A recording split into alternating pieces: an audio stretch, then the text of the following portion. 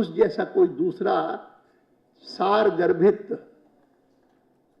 संदेश देने वाला, प्रेरणा देने वाला, तेजस्विता जगाने वाला और कोई नारा सुना नहीं। और लोगों को आज तक भी पता नहीं, पत्रकारों को मैं पूछता हूं, कहता हूं, आपको पता है 1953 से पहले तक तिरंगा झंडा नहीं लहराया। जब जो भी महापुरुष हिंदुस्तान के रहे, बड़े देशभक्त रहे, जिन्होंने योगदान दिया संविधान के निर्माण में, देश की आजादी में और किसी प्रकार से, उनके बारे में अनेक ग्रंथ लिखे गए। डॉक्टर मुखर्जी के बारे में मैंने कहा, बलराज मधोक ने एक पुस्तक लिखी थी और एक पुस्तक और भी मुझे कभी बीच में मिली थी जिसको मैंने देखा था, लेकिन जब मैंने इस बात का जिक्र कलकत्ते में किया, कलकत्ते की एक सभा में, तब इन्होंने अपने मन में ठान लिया कि मैं इस दिशा में प्रयत्न करूंगा। और जिन जिन लोगों ने इनको शोध की दृष्टि से भी सहायता की, उन सब ने बहुत बड़ा इसमें योगदान दिया है। मुझे बहुत खुशी है कि आज यह पुस्तक अंग्रेजी में भी प्रकाशित हो गई, हिंदी में भी प्रकाशित हो गई और हिंदी का संस्करण बहुत ढंग से छापा है, बहुत बढ़िया छापा है। प्रभात प्रकाशन सदैव इसी प्रकार की पुस्तकें छाप करके और उन्होंने अपने प्रकाशन का नाम ऊंचा किया है, गौरवपूर्ण बनाया है। मैं उनको बहुत बहुत बधाई देता हूं, प्रभात जी को, पीयूष जी को, उनके पिताजी को। और मैं विश्वास करता हूं कि इस ग्रंथ को पढ़ करके हमारे मन में यह संकल्प जगेगा कि जो काम डॉक्टर मुखर्जी ने शुरू किया कानपुर में, तो उन्होंने खाली दिशा दिखाई, और दिशा कश्मीर के बारे में तो दिखाई, हम लोगों को यह भी बता दिया कि इस कांग्रेस पार्टी को अपदस्थ करने के लिए आप और लोगों को भी जोड़िए अपने साथ। पहला वो अधिवेशन था कानपुर का जिसमें गणतंत्र परिषद के लोग कई सारे डॉक्टर मुखर्जी के साथ साथ मिलकर के और कानपुर आए थे। उड़ीसा की वो पार्टी थी गणतंत्र परिषद, और वो आई थी। उसके बाद धीरे धीरे करके जिसको कहते हैं ना एनडीए डेवलप हुआ, लेकिन प्रेरणा तब से मिली। अन्यथा जितनी पार्टियां आइडियोलॉजिकल होती हैं ना, उन आइडियोलॉजिकल पार्टीज की एक स्वाभाविक प्रवृत्ति होती है, उनका डीएनए ये होता है कि हम अकेले ही करेंगे, जो कुछ करेंगे हम अकेले करेंगे और किसी के साथ जुड़ने की जरूरत नहीं है। लेकिन बाकी लोगों को जुड़ना कभी कभी लोकतंत्र के लिए आवश्यक हो जाता है। लोकतंत्र में अगर एक पार्टी की मोनोपोली बनी रहे और वो एक पार्टी सब जगह उसकी छत्र छाया हो, तो यह देश के लिए, लोकतंत्र के लिए अच्छा नहीं है, देश के लिए भी अच्छा नहीं है। और मुझसे इन दिनों में कभी भी लोग पूछते हैं कि आज भारतीय जनसंघ या उसकी उत्तराधिकारी भारतीय जनता पार्टी को इतने साल हो गए, 60 साल हो गए, आप किस बात को कहेंगे कि ये उसकी सबसे बड़ी उपलब्धि है? मैं हमेशा कहता हूं कि मैं मानता हूं कि उसकी सबसे बड़ी उपलब्धि ये है कि आज से 4-4.5 दशक पहले हिंदुस्तान पर और हिंदुस्तान की राष्ट्रीय राजनीति पर कांग्रेस पार्टी का एक छत्र राज्य था। टोटल मोनोपोली थी, हेगीमनी थी कांग्रेस पार्टी की। लेकिन पिछले इन 20 सालों में, 20 कहो 25 कहो, लेकिन मैं मानता हूं कि 89 वॉज अ टर्निंग पॉइंट। 89 के पूर्व चुनाव में हमारी स्थिति सारे हिंदुस्तान में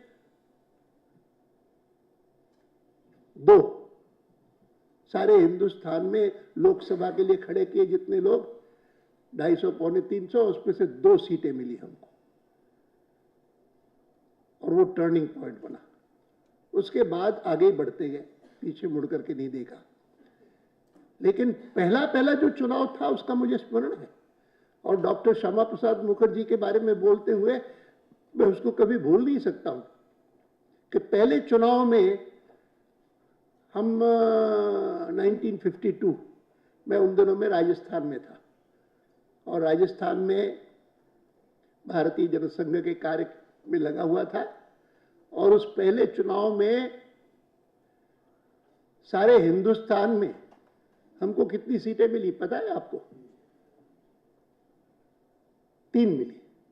और 3 मिली सारे हिंदुस्तान में लोकसभा की सीटें।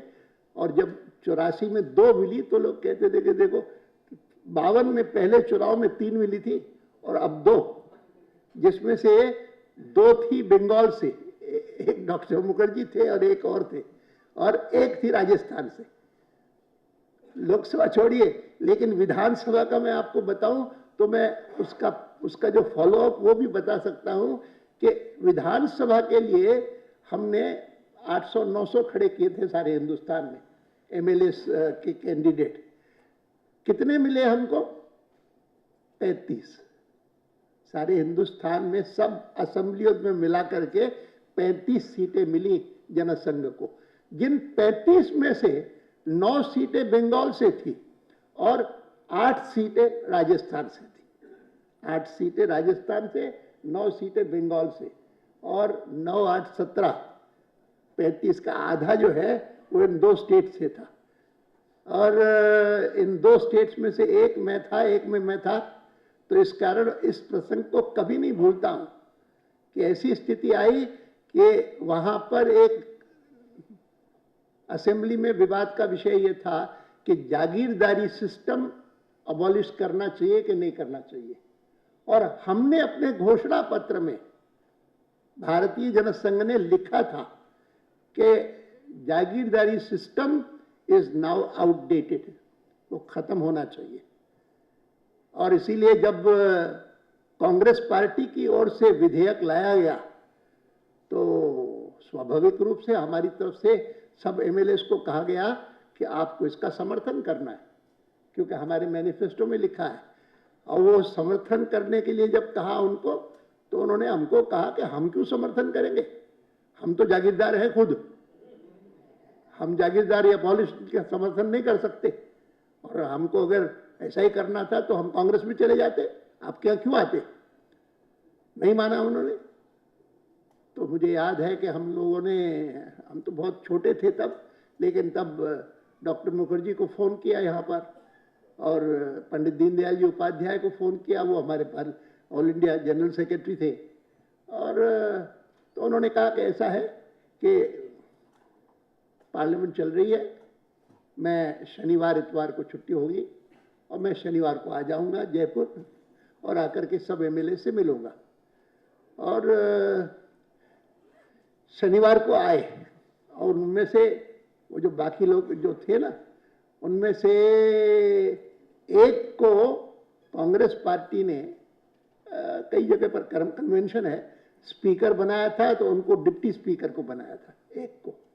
और डॉक्टर मुखर्जी आए, दीनदयाल जी आए, और इन 8 में से 2 ने हमको कहा कि हम तो समर्थन करेंगे, जो भी आप पार्टी का निर्णय है मैनिफेस्टो का, उसका समर्थन करेंगे।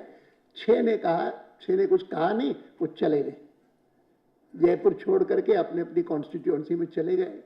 और डॉक्टर मुखर्जी यहाँ पर आए तो डॉक्टर मुखर्जी ने देखा कि वो चले गए, तो उन्होंने पब्लिक मीटिंग में बोलते हुए कहा कि हमारे कुछ लोग हैं कि जो पार्टी के मैनिफेस्टो के अनुसार चलने को तैयार नहीं है। मैंने अपने सब सहयोगियों को यहाँ पर कहा है कि संकोच न करें, अनुशासन न मानने वाले, मैनिफेस्टो का वचन न निभाने वाले, उनके खिलाफ जो भी डिसिप्लिनरी एक्शन लेना हो तो जरूर लेना। तो ये इन्फेंसी थी पार्टी की, शैशव काल। उस समय भी डॉक्टर मुखर्जी और दीनदयाल जी उपाध्याय दोनों से ये जो शिक्षा मिली हमको हमेशा याद रहती है। अर्थात वो ऐसे व्यक्ति नहीं थे, अरे 6 लोग चले जाएंगे 8 में से, सारे हिंदुस्तान में कुल मिलाकर के 17 लोग जीते हैं, उसमें 6 लोग चले जाएंगे।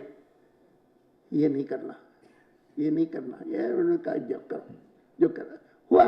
और वो 2 जो बचे थे उन्हीं में से एक आगे चल करके देश के उपराष्ट्रपति बने, मुख्यमंत्री तो वहां पर कई बार बने, पहला इलेक्शन।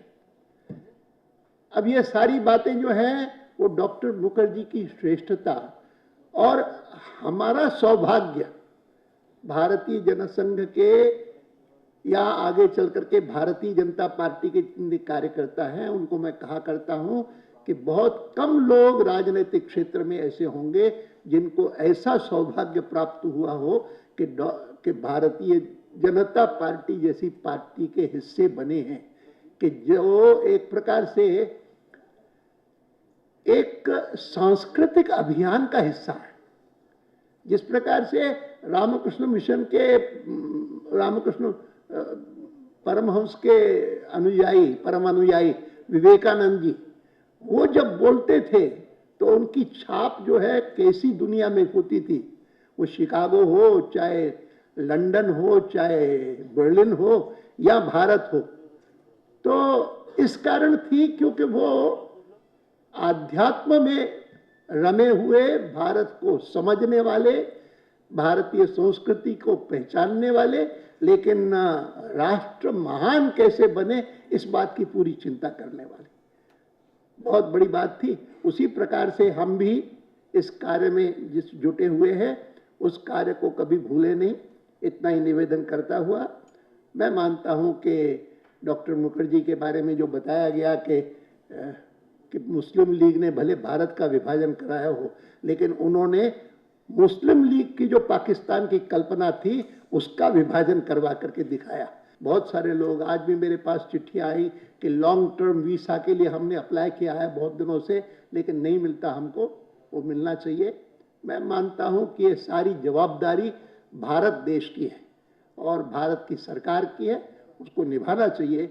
डॉक्टर मुखर्जी का ये जो संदेश है उस संदेश को समझना चाहिए पूरे देश को, और खास करके भारत सरकार में बैठे हुए प्रधानमंत्री, गृह मंत्री और विदेश मंत्री को समझना चाहिए। मैं बहुत बहुत बधाई देता हूं प्रभात प्रकाशन को और तथागत रॉय को कि उन्होंने यह सुंदर ग्रंथ प्रकाशित करके देश की महान सेवा की है।